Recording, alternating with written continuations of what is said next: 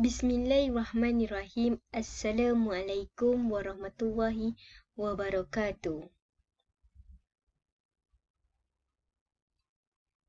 Nama saya Nur Fatimah Az-Zahra binti Ahmad Basri. Nombor kad matrik saya KID 2105046164. Yang saya hormati Cik Aina Afiqah binti Kasim. Pada hari ini, saya ingin membuat satu perbentangan subjek pembangunan sosio-ekonomi Malaysia.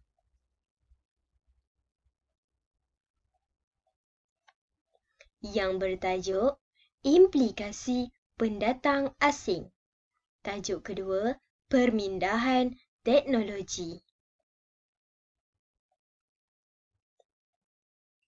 Penerangan yang lebih dalam untuk pendatang asing terbahagi kepada dua. Pendatang asing tanpa izin. Untuk senang dikenali, parti. Yang kedua, pekerja yang datang secara sah.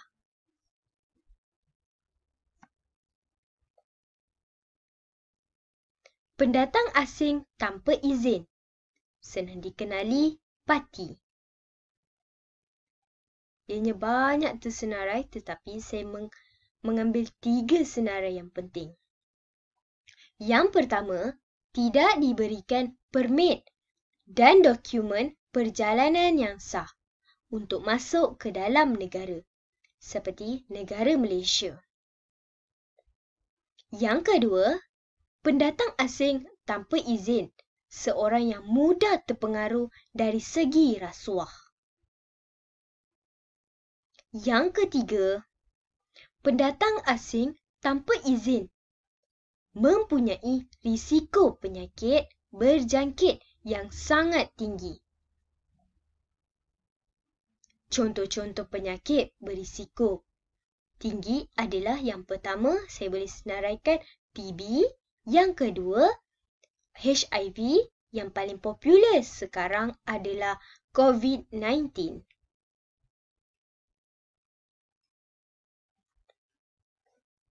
Penerangan untuk pekerja yang datang secara sah.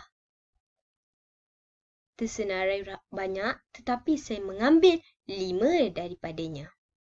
Yang pertama, pekerja yang datang secara sah perlulah diberikan dokumen perjalanan yang sah. Yang kedua, pekerja yang datang secara sah seorang yang bebas daripada penyakit berjangkit. Yang ketiga, pekerja yang datang secara sah perlulah mempunyai majikan yang bertanggungjawab untuk memberi mereka makanan, ubatan dan juga tempat tinggal. Yang keempat, setiap pekerja yang datang secara sah perlulah diberikan permit pekerjaan dan disertakan tempoh pekerjaan di dalam negara ini, iaitu negara Malaysia. Yang kelima, setiap pekerja yang datang secara sah perlulah melakukan proses memenuhi kelayakan sebagai pekerja.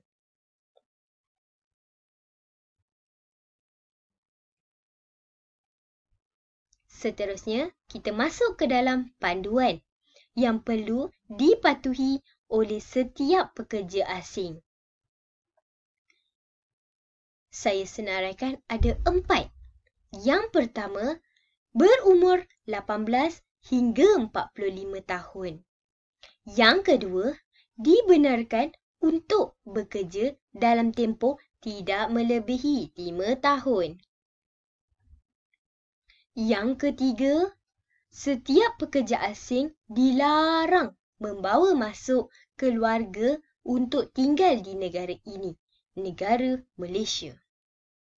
Yang keempat, pekerja asing tidak dibenarkan untuk berkahwin dengan penduduk tempatan. Mari kita masuk kepada kesan kemasukan pendatang asing.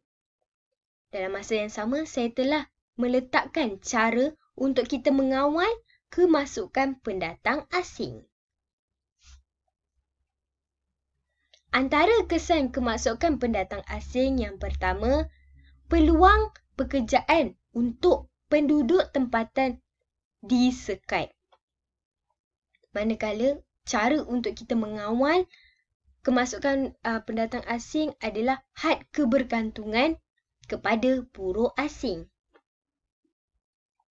Yang seterusnya, kesan kemasukan pendatang asing salah satunya ianya akan mengancam kesihatan dan juga keselamatan setiap masyarakat. Cara untuk kita mengawal kemasukan pendatang asing adalah pihak kerajaan perlulah menguatkuasa undang-undang.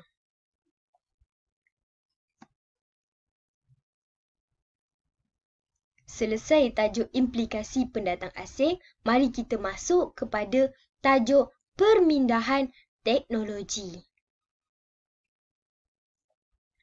Di sini saya telah meletakkan maksud pemindahan teknologi. Maksudnya adalah setiap pemindahan teknologi ialah usaha seseorang untuk mengimport atau membawa masuk peralatan atau pengetahuan seperti tata cara, teknik dan juga kemahiran bagi meningkatkan daya produktif aktiviti industri tempatan.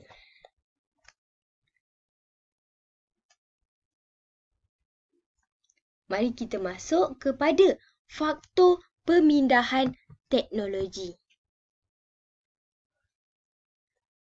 Tersenarai banyak sangat, tetapi saya menyenaraikan yang penting, iaitu ada 5 di sini saya senaraikan.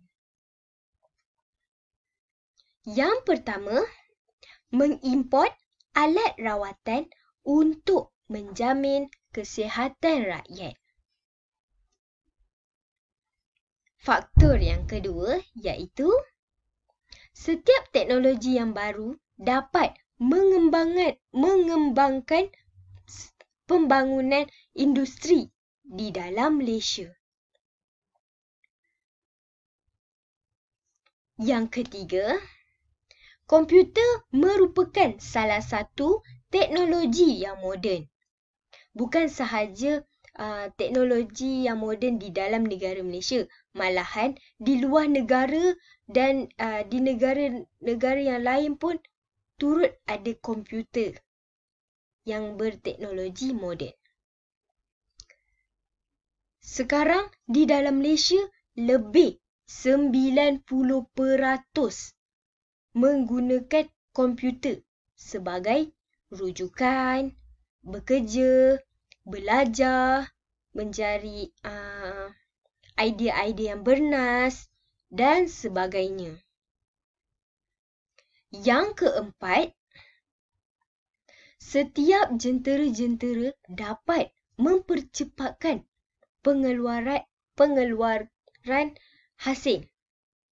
Hasil yang saya boleh beritahu adalah kilang, pertanian. Contoh daripada pengeluaran kilang dan pertanian iaitu jentera mampu mengeluarkan gula, seperti padi, seperti minyak dan sebagainya. Yang terakhir, perkembangan kemudahan infrastruktur. Apa itu perkembangan kemudahan infrastruktur? Sebagai contoh yang saya boleh beri dekat sini adalah kemudahan infrastruktur ni iaitu yang kita boleh tahu, yang kita pernah melaluinya adalah bekalan elektrik, seperti bekalan elektrik di rumah atau di tempat kerja, jalan raya yang selalu kita guna, kita berjalan, kita naik kenderaan kan. jalan kereta api dan sebagainya. Itu saja daripada saya. Sekian, terima kasih. Saya harap apa yang saya sampaikan